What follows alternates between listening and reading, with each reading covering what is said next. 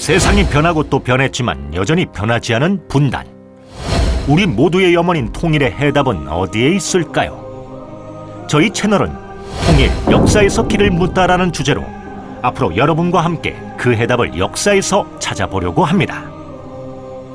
앞으로 저희와 함께 역사를 통해 통일의 해답도 찾고 또 다른 재미도 느끼셨으면 좋겠습니다. 그럼 그 첫 번째 이야기 시리즈로 세계 최강의 국가라 자부하는 미국의 탄생 이야기부터 시작할까 합니다. 미국의 탄생 이야기를 통해 하나의 국가가 어떤 과정을 통해 탄생하는지, 역사를 움직이게 한 민심의 파워는 어느 정도였는지, 그 속에서 우리가 찾아야 할 길은 무엇인지 지금부터 시작하겠습니다. 미국의 탄생은 한마디로 민심의 폭발로 시작됐습니다. 화가 난 민심이 역사의 거대한 수레바퀴를 움직이게 한 거죠. 화가 나면 가만히 있을 사람은 없죠? 그럼 누가 왜 그들을 열받게 했을까요? 7년 전쟁은 1756년부터 1763년까지 7년간 북미, 유럽, 인도 등지에서 벌어진 세계 전쟁입니다. 한마디로 18세기의 세계 대전인 거죠. 유럽의 강국들이 모두 얽혀있는 터라 각 국가마다 복잡하고도 질긴 사연이 있습니다. 우리는 미국 탄생의 핵심, 프랑스와 영국으로 이야기를 좁혀보겠습니다.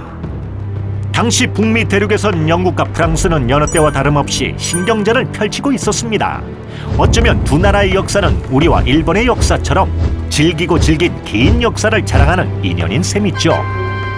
두 나라 모두 북미 대륙을 한 평이라도 더 차지하기 위해 치열하게 땅 따먹기를 하면서 점점 영토를 넓혀가던 중 결국 두 나라는 북미 땅에서 7년이란 세월 동안 박터지게 싸우게 됩니다. 7년의 길고 긴 싸움 끝에 영국이 승전보를 울렸습니다.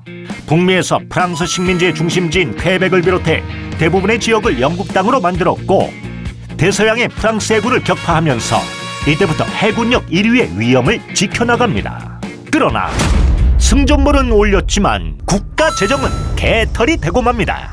국채 발행을 통해 늘어난 부채가 7년 전쟁이 끝났을 때 1억 3천만 파운드, 이는 세수 총액의 절반 정도를 차지할 정도였습니다. 그래서 당시 리처드 그랜빌 내각은 대가리를 굴리기 시작합니다. 돈이 없으니 돈을 걷자! 바로 식민지의 과세, 즉 세금 인상을 때려버립니다. 일단 영국군의 일부를 미국에 주둔시키고 그 비용을 식민지 개척민들에게 전가하는 방법입니다. 식민지 과세에 대해 영국 본국에서는 반대가 거의 없었습니다. 영국이 식민지에 새로 부과한 각종 세금은 민심의 심기에 불을 지릅니다.